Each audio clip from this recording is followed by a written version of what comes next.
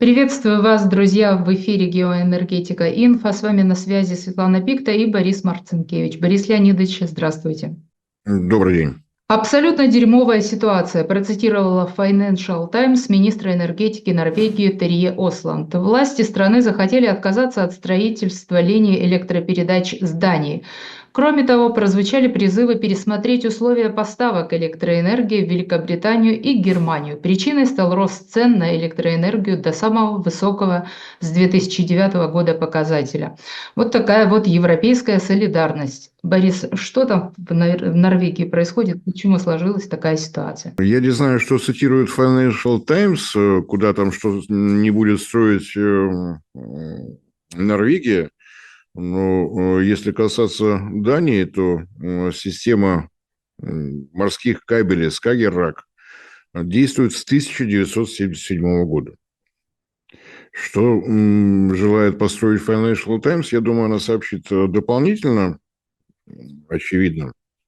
4 кабеля, из них 3 были построены в 1976-1977 году, четвертый в 1993-м. Тогда же были модернизированы все имеющиеся. Одно время это были самые протяженные энергокабели морские, 240 километров, весьма и весьма серьезно.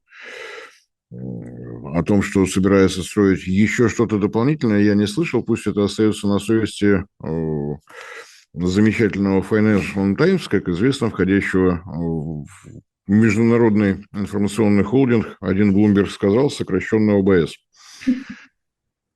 Теперь можно, конечно, и дальше продолжать разговаривать о том, что кто-то там что-то, ругающийся министр, но для начала, мне все-таки кажется, необходимо припомнить, что из себя представляет объединенная энергосистема Норвегии. Она действительно уникальна, ее действительно уже многие годы ставят в пример всем остальным по степени зелености, приверженности все эти вот возобновляемые энергетики и так далее, и так далее.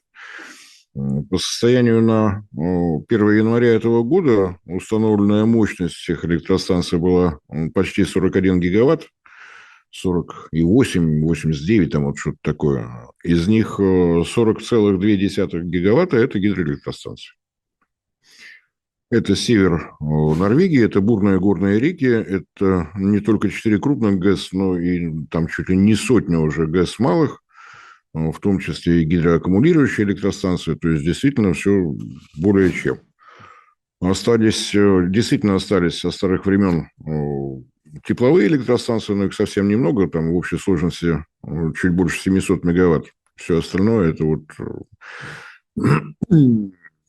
гидроэлектростанции, ветроэлектростанции достаточно много уже, и они морские, то есть с хорошим коэффициентом использования установленной мощности, 5 с лишним гигаватт.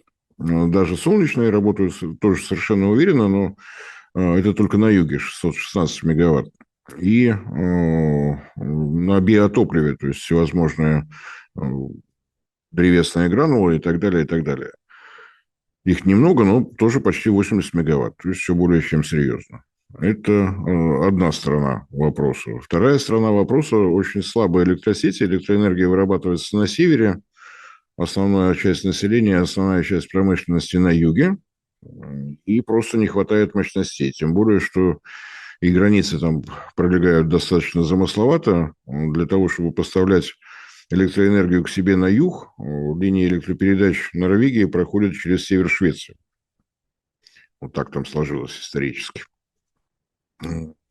Ну и, собственно говоря, еще с момента строительства Скагеррака Норвегия начала превращаться в электрическую батарейку для Евросоюза. Напомню, что Норвегия в состав ЕС не входит.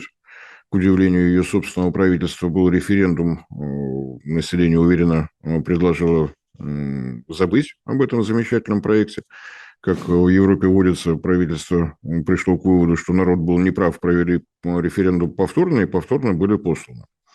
Такое вот население в Норвегии. Не желает оно вливаться в дружную семью. На самом деле, конечно, масса договоров торговых, промышленных и так далее, европартнерства, но, тем не менее, самостоятельность сохраняется. Второй кабель, который, опять же, это все морские кабеля, был построен в 2008 году в Голландию, и это уже 700 мегаватт, там 400 с лишним километров, то есть, набираясь опыта, прокладывали и прокладывали. И в 2021 году вот одна из попыток сбалансировать энергосистемы, работающие на возобновляемых источниках, солнце и ветер, вот тот самый случай, когда в одном месте избыток электроэнергии, потому что хороший ветер, отличное солнце, где дефицит, вот, чтобы это балансировать можно по-разному, можно строить гидроаккумулирующие электростанции, но один из способов – это, конечно, линии электропередач. То есть, вот тот самый случай. На всей Испании безоблачное небо, в Финляндии хмуро, отправляемся в Финляндию. Все это достаточно дорого, морские кабеля дешевыми никогда не были. Тем не менее, в 2021 году весной и осенью один за другим были проложены еще два кабеля. Nordlink в Германию, 623 километра, 1400 мегаватт мощность, тоже более чем серьезная. И осенью того же года еще один кабель, он действительно такой совсем уж фантастический, ушел в Англию, тоже 1400 мегаватт, но протяженность более 1000 километров. Это пока рекордная отметка. Нет, соврал. 725 километров. Пока самый протяженный. В результате одна единственная Норвегия поставляет электроэнергию, перечисляем Швецию традиционно. Нельзя не поставлять Швецию, иначе сам без электричества останешься на юге. В Голландию, которая требует себя называть Нидерландами. В Англию, которая почему-то считает, что она Великобритания.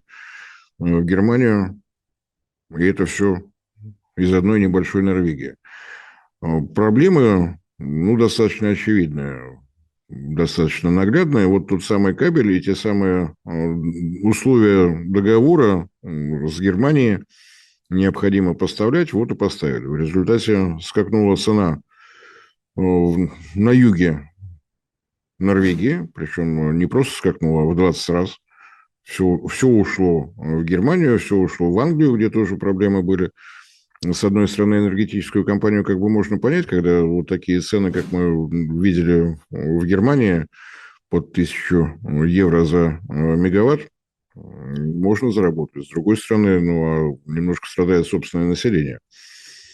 Тем более, что заставить ГЭС вырабатывать электроэнергию больше, чем запасено воды в водохранилищах, не получается. И мне кажется, что сейчас начинают сказываться все те зеленые перегибы, так скажем, другого слова подобрать не могу, долго и мучительно через референдумы, всевозможные форумы и так далее. Норвегия отказывалась от атомной энергетики и отказалась. Население постановило, что атомной энергетики у них быть не должно. Сейчас вызывает, наверное, некоторые вопросы. И опять же, проблема, что касается стабилизации работы объединенной энергосистемы, конечно, нужны тепловые электростанции. Тем более, что Норвегия после ухода из Европы «Газпрома», не будем расшифровывать, на день сегодняшний крупнейший поставщик газа в Евросоюз. На самом деле уже, наверное, десятка-два лет объем достаточно стабилен, порядка 110-120 миллиардов кубометров. «Газпром» поставлял больше, но «Газпром» ушел, а там объем остался все тем же. Связано с тем, что крупные месторождения постепенно выходят на поздней стадии выработки, новые открытия есть, но они, в общем-то, просто компенсируют потери на крупных месторождениях. То есть в том случае, если бы Норвегия стала использовать газ для выработки электроэнергии у себя дома, вот такой ситуации, которую они сейчас наблюдают, о которой они, наверное, должны задуматься, и, судя по словам министра энергетики, уже задумались. Все-таки министры, которые позволяют себе такие выражения в прямом эфире, не часто встречаются. Значит, уже дошло дело до точки, потому что я тоже не представляю себе в официальных источниках, то есть вот так вот именно такими словами все это назвать. Здесь много чего сказывается. С одной стороны, казалось бы, все зелененькое, сплошные электромобили, все хорошо. С другой стороны, прокладывать линии электропередач с севера на юг, вроде такой простой вопрос, но это горная местность. И линии электропередач через ущелья, фьорды и прочее, по оценкам самих норвежцев, если вплотную этим заняться, то уйдет лет 10. Просто потому что это действительно север. Там зима – это зима, а это еще и горы.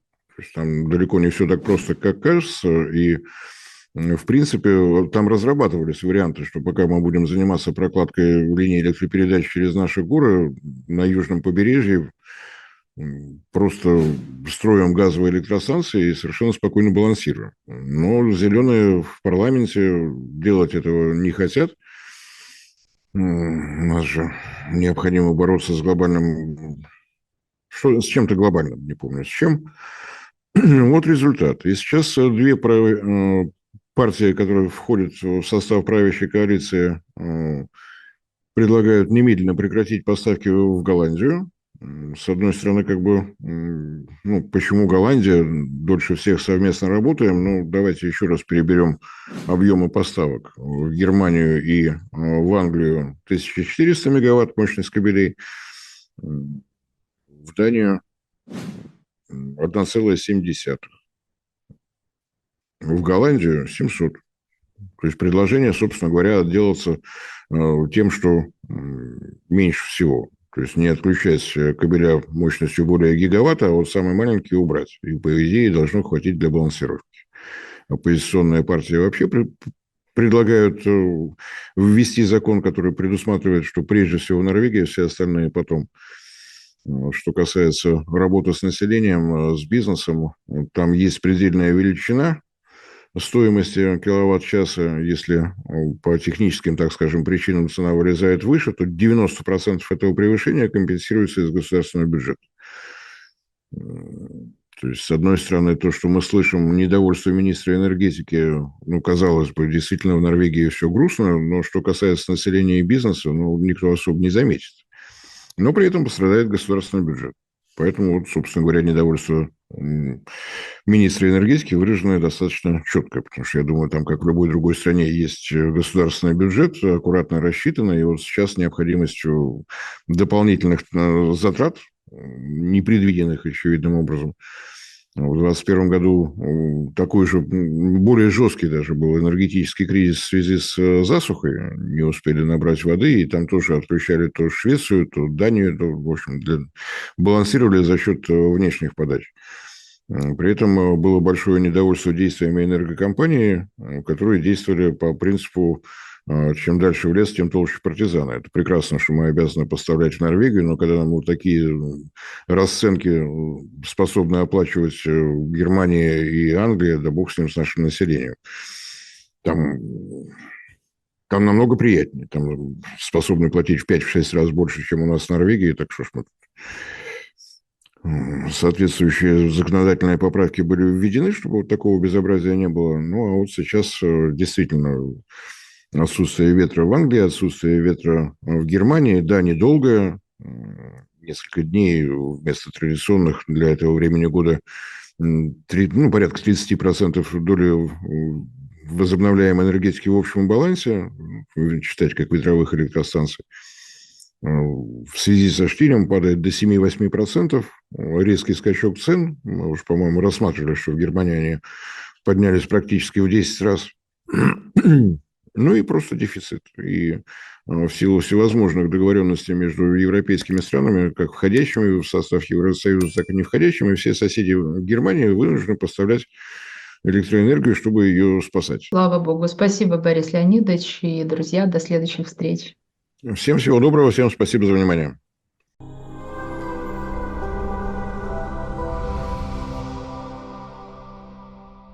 Уважаемые зрители и слушатели, по-прежнему продолжается политика Ютуба в неизменном виде. По-прежнему велик риск того, что Ютуб для России перестанет функционировать. Одним из новых направлений проекта «Геоэнергетика» мы будем пробовать все имеющиеся у нас материалы в том или ином виде, отредактированного, возможно, размещать на портале Дзен. Яндекс.Дзен – это все-таки пока еще наша отечественная платформа, там можно работать без цензуры, поэтому предлагаю, заглядывайте. Вы знаете, что часть роликов, в которых содержатся слово «Украина» мы вынуждены цензурировать. Вот там это будет в полном объеме, и, может быть, это покажется вам более интересным, более живым. Ссылки на наш Яндекс.Дзен есть в описании. Подписывайтесь, комментируйте, высказывайте замечания, пожелания. Всегда будем рады на них откликнуться. Всем спасибо за внимание.